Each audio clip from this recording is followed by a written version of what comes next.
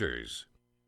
And good morning. It is 22 minutes after 8 o'clock, and joining us in the studio this morning from Big Brothers Big Sisters here in Southeast New Mexico, Kim Dezendorf back with us. Good morning. Good morning. How are you today? I'm wonderful. Good. Good to hear that. It's nice when everyone's doing well. Yes. So, especially in this world, right? In the world today with everything going on, we need more people doing well. Indeed. Good deal. Indeed. So for folks not familiar, Kim's with Big Brothers Big Sisters, which I think most everyone's has heard of the organization Big Brothers Big Sisters. If you have not, it is an international mentorship program for that pairs adults with children and to provide that friend mentor just opportunity for a child to connect with an adult and provide more just overall enrichment to their lives. That's pretty much what Big Brothers Big Sisters does. So That's it. And it doesn't matter. And the kids come from all walks of life. Some kids come from affluent parents. Some come from a single parent. Some come from foster care. If there is a child, then they are really, part of the equation here. There is no atypical kid in Big Brothers Big Sisters. It's they come from all backgrounds, all walks of life. They get recommended by parents, teachers, neighbors, all kinds of stuff. So, Yes. yeah, that's what it is. It's just an opportunity for kids to kind of connect with adults and talk and help them navigate life, just like everyone could use a little help navigating life. Absolutely. So, Yeah, it takes a village, and we're just a part of the village. Absolutely. Good news is you have lots of opportunities to volunteer. The bad news is we have a lot of kids that are looking for bigs right now. So we have many children that are just waiting for this opportunity, and the only thing we're waiting on right now is volunteers like you guys to come and step forward here and learn and be a part of Big Brothers Big Sisters. So, just talking, since we're talking numbers a little bit, like just ballparking right now, like how many kids are waiting right now for a big in Chaves County? So that number, it's gone down, actually. Good. That's a good thing. I think I'm happy to hear that. Yes. And so thank you, Roswell and Chaves County. Absolutely. So I think we're down to about a dozen now that are on the waiting list. And don't worry, if for folks in Eddy County and down there too, they could use your help as well too. Absolutely. Just because we're talking Chaves County numbers here. Big Brothers Big Sisters throughout Southeast New Mexico. They got, of course, some great people down Artesia area and down part south. But they need adults and volunteers just as bad as we do here in Chaves County. Yes. So if you're listening down that area, reach out to the Eddy County folks and let them help you out there. But it's so. And here's the thing: it's not a huge ask or requirement of time from your volunteers. As far as official numbers, they basically ask for about an hour a week or 4 hours a month. Yes. That by no means is a regimented thing. It's a give or take. One week you may spend 4 hours, then you won't spend another 2 weeks together or something. But I mean, it's not. But that's just to kind of give you a ballpark of what they're expecting from commitment time. Is just spend basically an hour a week with a child. And again, as Kim, we've talked about many times, you don't have to, oh boy, what do I got to do? I got an hour. I got to make this kid like me in an hour. What do I got to do that? And it's nothing like that. It's just incorporating these children into your day-to-day lives. Hey, they match you based on interests and things. So if you're a person that's like, I love woodworking. I love to go out and do carpentry and things like that. Well, guess what? They'll probably find a kid that likes doing crafts and arts and things, and maybe you bond over that. Or it's like, I'm a reader. Oh, well, great. Well, guess what? We got some kids that love to read. Maybe y'all can do library trips and talk about books and do those kind of things.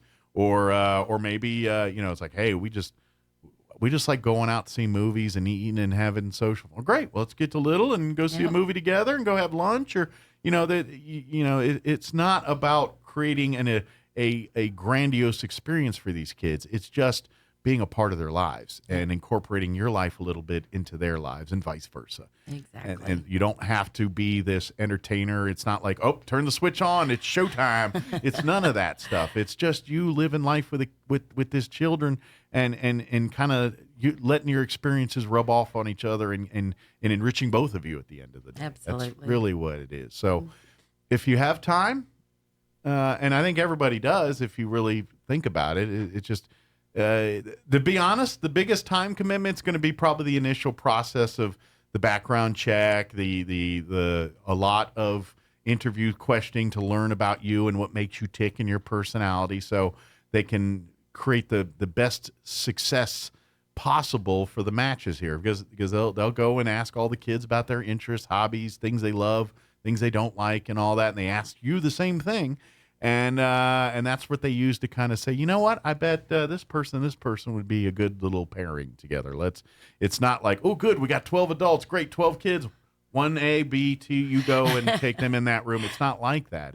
There really is a whole process. It's like dating, the dating match websites and all the gauntlet you go through. It's similar to that, to just find the right chemistry to make this match work. Yes. And that's really your time consuming part is probably gonna be the first month or two as you're going through all the in processing. Once you meet the kid and get settled, it's an hour a week and you're living your life and you're saying, hey, let's call so-and-so and see if they want to come to the movies with us today or whatever. It's just living your life and doing your thing. So it's not a big ask. It's not a big time commitment other than maybe this initial, hey, let's make sure, because there's going to be thorough background checks. We want to make sure everything's safe and above board and all of that. So there is a bit of time consuming. So please understand that it's all for the benefit of everybody involved. Yes. And then the other way I'd say, if you can't help, and this is going back to Bill Wolf, bigs and bucks is what we need. And if you're thinking, well, I got so much on my plate. I got 4 jobs. I get it. That life's too much. But if you're like, you know what, I'd like to help financially. Bowl for Kids' Sake, it's now back on a regular track, but it took a little bit of a cattywampus hiatus over COVID here for a couple of years. But that remains to be the biggest fundraising event for Big Brothers Big Sisters here in Chaves County. So they haven't been able to do a lot of fundraising over the last several years. They got some in, thank goodness. Yes. But and they do get help from United Way and things, but that doesn't cover everything that needs to be covered. That the Bowl for Kids' Sake funding really fills in the gaps, helps with the matches, helps with paying utilities and things that ancillary costs of being Big Brothers Big Sisters. And so because we haven't had that, by you making donations, by you helping out financially, you're also doing the Lord's work to help Big Brothers Big Sisters as well too. So so if you can't necessarily commit time wise, maybe you can make a donation or put them on a regular setup, or if you do like United Way donations, maybe earmark some for Big Brothers Big Sisters Southeastern Mexico, something like that. So those are really the 2 best ways to help out right now, I'm guessing, right? Yep. That would be pretty much it. Okay. And I have some exciting news. Okay, good. So we have been working like crazy trying to get programs up and running here. We're COVID just gave us such a blow, and I know people are tired of hearing of COVID, but for us, it really was, especially shutting down our school programs and stuff. Well, and anytime you're dealing with kids, everyone goes on the overabundance of caution. Right. I'm not saying it's a bad thing. It's a good thing. I'm just saying, but that's always been the mindset. It's like kids are involved, extra cautious. Right. And so obviously that's what you deal with every day. So we're like, all right, we're going to, I get caution. We're going to err on the side of caution. We'd rather be wrong and nothing happen than do nothing and then something happens. Right. You know what I mean? It's just, it's one of those things. So it was, we've got, we've worked on a partnership with several schools. We've got Goddard and Del Norte. Great. That we're doing a partnership with. And this is going to be a really cool program where the high school kids go and they mentor the elementary school kids. So this is kind of coming back. Yes. This was something that was kind of building and expanding pre-COVID, and then COVID put the kibosh on all this. Right. But we're starting to see that coming back into the schools. Yes, great. Because we had a very successful program like that in Dexter. Awesome. And so now we're trying to implement it here. Great. And so that program is starting. And then the high school kids, of course, get mentored by Big Brothers Big Sisters staff. So it's a Well, and it's great because the teenagers, the high school kids, they're in that sweet spot where they're in life where everyone's still trying to tell them what to do, but they're at a point where they're starting to don leadership skills and things and start acting and thinking like an adult a little bit. So this is that transition for them where they're not full adults. They're not capable to run their lives and handle the bills and do all the things that adults are supposed to be doing. Right. But they certainly have life experience and a lot of things, and especially to a child in elementary school age, they're probably the best known as far as age bracket of people. They're probably the best equipped on the planet to understand what those kids in elementary school are going to go through next. Right. And so for them to be able to share that wisdom and knowledge with them is a cool thing because it gives them that transition like, here's what it's like to be on the other side of the fence, the one giving the advice, giving the mentorship instead of being on the receiving end of it. And so that's why I love it. It helps with that transition to adulthood for some of these kids too. Because like, oh wait, people look up to me. What's that about? You know what I mean? And that's a cool thing. So. Yeah, and we help them with, when on the mentorship side for the high school kids, we help them with college applications and learning how to do good resumes and interviews. And so we help prepare them too for college and life after high school. So, sure. And then it's super cool for the elementary kids because they're like, oh, this big kid's coming to hang out with me, right? Yeah. Especially if they're like involved in sports or something where they might know from a football game or a basketball game or band or NIMI. I know I know when NIMI was involved in doing this, and hopefully we'll do that again. Those kids show up in uniform, all those it was a big deal. So exactly. So another thing that we're working on, and I have to give a big shout out to Leprino Foods.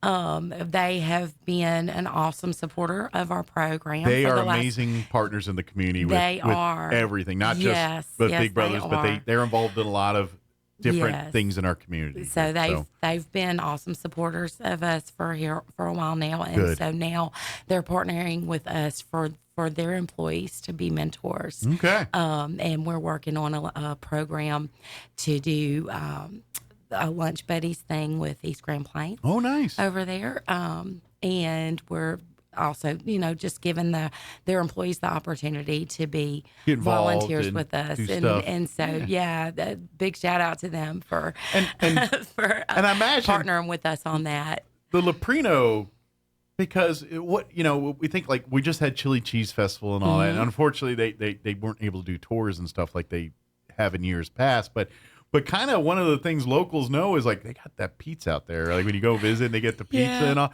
So you're like, there's probably a lot of kids that think Leprino, like the pizza guy. You know what I mean?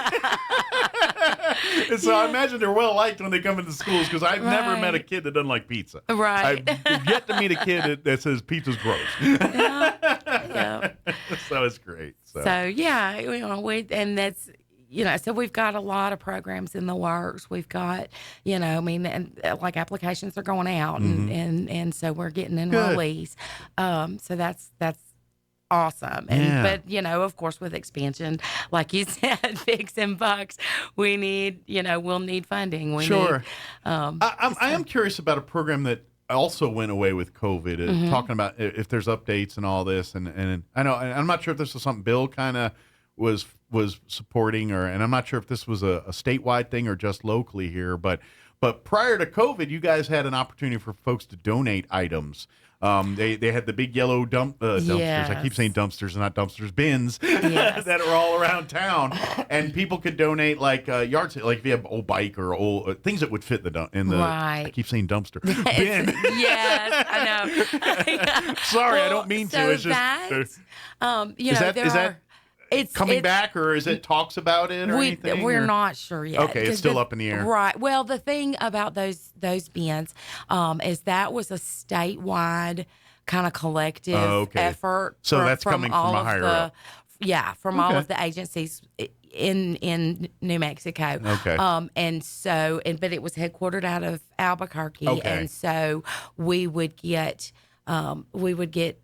donations based By the pound. By the pound. Yeah, you just get you'd go and donate your coffee pots, things you could put in the bin, right? And then they would pay you guys by the weight. They turn around and go to thrift stores and things. Yeah, because it is a thrift store that's up in Albuquerque, and I know, and COVID kind of shut all that stuff down, Gotcha. and it's open back up, but I think there's problems getting people, Gotcha. Staffing and so things so like they've that. got more logistics before we may see that come right, back. Right. I was just curious. It's being worked on, Okay. but we're not there yet. Okay, so if people are holding on to stuff, maybe go ahead and donate to the main site or somebody else. Yeah. And in the meantime, Yeah. here, unless you just want to hold on to it. Yeah, we absolutely appreciate people thinking of us, and because I do still get calls about the bins, and I was just curious if there was an update on that. So. But not yet. Okay, but I know.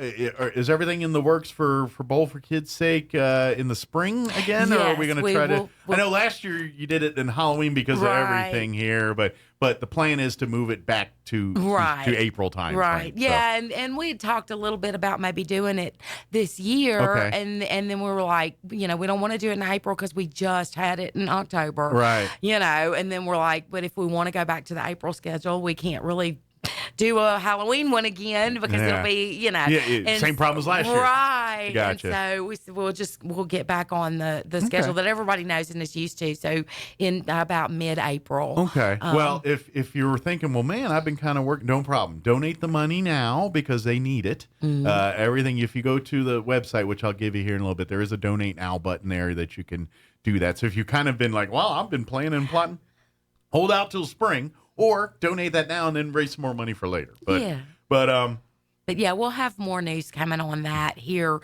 towards the end of the year. November, December, where we'll be. It's always a lot of fun. Yeah, it's to be honest, the bowling event that day in April. That's a non-work day. There's no. That's the party. Everyone's just bowling, eating pizza, and having fun and all that. All the work is the months leading up to it, forming your teams, raising the money, trying to, get a little competitive with each team and see who can raise the more money. But by the time that Saturday hits, everyone's just ready to have a good time bowling and just socializing and having a good time out there. So the real work is prior to the day of. Correct. But if you please start putting teams together now. Start putting your. Is it 4 or 5? I always forget the number. It's 5 people. $500, $100 per person is kind of what the number is. So 5-person team. Yep. And start putting them together. And if you want to put the Wayne Gretzky's or whatever the bowling world together and say, all right, we got the stealth elite team of bowler, whatever, that. But it's just for fun. We can it'll be wacky fun and all that. But if you want to take your bowling seriously, it's like coming out there with what was the Big Lebowski? You know how they used to do? You want to do all that? Go for it. Yeah, but it is. It's just for fun. It's to celebrate, the successful fundraising and to thank the community for helping us to raise the funds. Absolutely.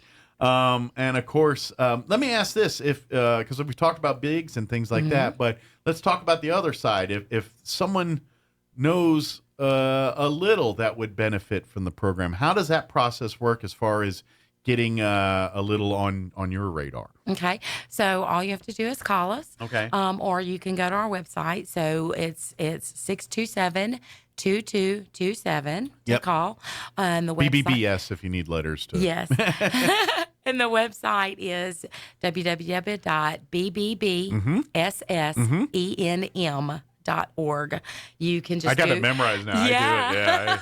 Does he have the cheat sheet? They used to have a cheat sheet on the thing, but they took it down for me for years. But you can just Google Big Brothers Big Sisters of Southeastern New Mexico, or Big Brothers Big Sisters Roswell, or Big Brothers Big Sisters Chavez. Yeah. But it'll pop up for you. Yeah. But you can go on our website. There's lots of information there, and there is a what we call an interest form where you can basically sign your kid up and it asks what your kid your name, some contact information, and then a staff person will contact you and start the actual enrollment process. Okay, and please be aware, you do not have to be the parent or the guardian to recommend. Correct. That they ultimately will have to get permission of the parent and guardian. But if you're a school counselor or a pastor or someone that's involved in this child's life and said, man, I think that child could benefit from Big Brothers Big Sisters, and then of course you guys will reach out to the family and say, you were recommended. Is this something you're interested in? I think we can help. Can you? And they'll go from there.